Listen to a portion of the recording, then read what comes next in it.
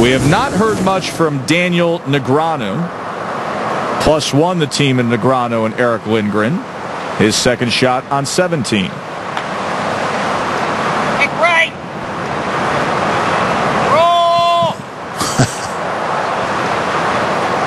I think Daniel Negreanu would prefer a remote control. He's just screaming out orders at his ball. Well, some people think it helps to talk to the ball. You know, poker players are superstitious. It's a wedge or a pitching wedge? Pitching. This wedge here. John Hansen. That's a wedge. Thinking about the club selection. And a good problem to have, Billy Ray, when a club selection is trying to pick out from 110 away on a par 5. It's like which wedge to hit. Yeah, that's exactly right. Just bombed a drive here, let it ride the wind. As you mentioned, 110 yards left here for his second on the par 5. No more than a pitching wedge. The last few swings with iron shots, he is really kind of struggling a little bit and not very confident in his approach. No, Billy Ray, it's like they're flying on a plane with an engine on fire. They're just trying to land here. That's exactly right. And has had some success here on this back 9 on par 5s. Eagled the par 5 11th here to really kind of put them in the lead. And just scooped it there. Only advanced that ball some 30 yards. Well, he's not happy with that at all. Had a real opportunity there to make something happen. Back to 17 to Daniel Negreanu. This team was in contention, but 2 over so far on this back 9. This for birdie. Yeah, they've had a disappointing back 9, Joe.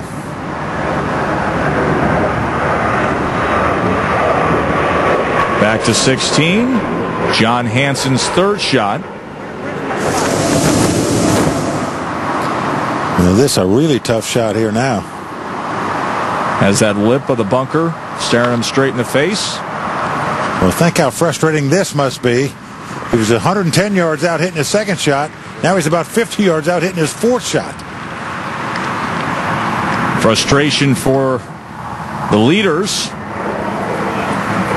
But they're not the only ones. Many thought that they'd be going after the top prize of $1.125 million, including this man, Billy Walters. He owns the course, Bally High.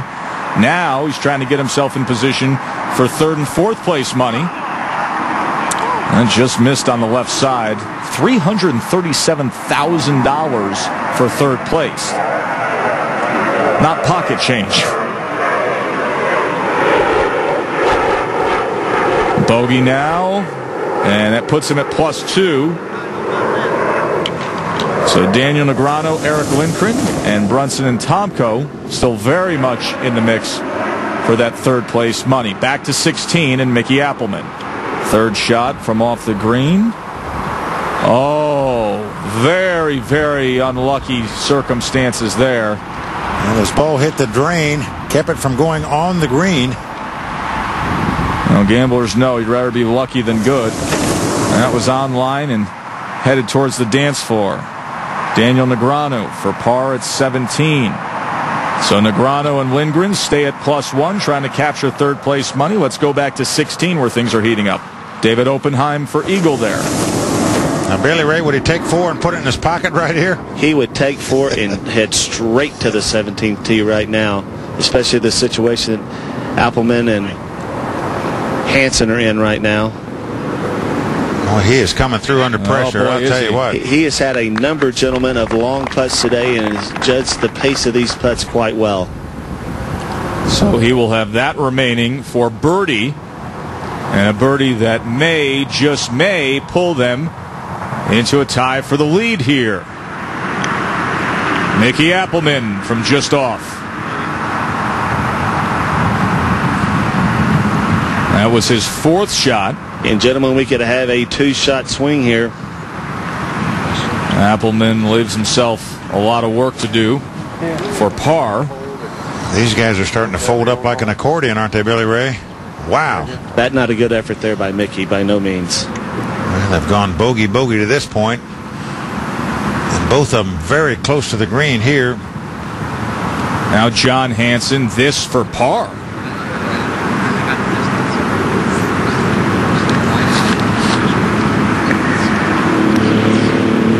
After driving that ball down there within 100 yards of the green and 2 on this par 5, he's got some 12 feet left for bogey. His partner, Mickey Appleman, for par.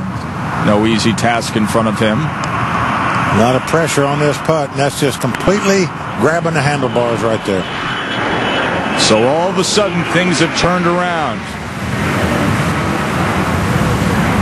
You want me to put mine in? Okay.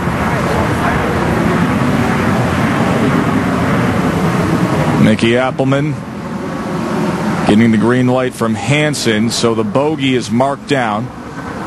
Mickey, slow down a little bit. I feel like we're here. And the door is opened up for Phil Ivey and David Oppenheim. Oppenheim for birdie. It doesn't get much easier than this. This straight back up the hill. Not much movement at all. To take the lead. Two-stroke swing. Oppenheim. Just didn't hit it hard enough. Let it die out on him. So a 3-putt par for Oppenheim. 2 holes to play. $2.25 million on the line, and we're all tied up. Appleman and Hansen falter. Ivey and Oppenheim right there. More to come from Vegas when we... Welcome back to the Brunson-Tomko Invitational. Joe Tessitore, Billy Ray Brown, Mike Sexton with you. Vince Van Patten, birdie attempt at 18. Pretty good effort by Vince there. This wasn't their day today, but... Good-looking pair, Van Patten and Jones-Gretzky, but not on the scoreboard. No prizes for that here. Those who look best on the scoreboard include David Oppenheim and Phil Ivey, who have made their way to the tee box on 17. Billy Ray Brown set us up with Oppenheim. Well, this tee shot is a very narrow landing area on this par 4. His playing partner, Phil Ivey, has already found the fairway. So he can have a green light situation here. Hole location on this hole is critical today. It's right in the center of the green with 2 good shots. Should have a nice birdie attempt here. Well, this is a nice drive by David up the left side and still rolling. Good position here. Ivey and Oppenheim have to like where they stand on 17. Move forward to 18, where we find Butch Holmes in his second shot. Well, Butch Holmes and Big Al DiCarlo just trying to get in and go to the bar right now. Not a good day for them. Yeah, the thought was that they'd be going to the bar with a big bag of cash. Word around town was they were listed as 4-1 favorites to win this $2.25 million best ball tournament, but it hasn't worked out that way. Back to 17 with our co-leaders. BRB, how big of an advantage are the double super red tees for this Appleman Hansen? It's about 70 yards. Obviously, it's a big difference, though.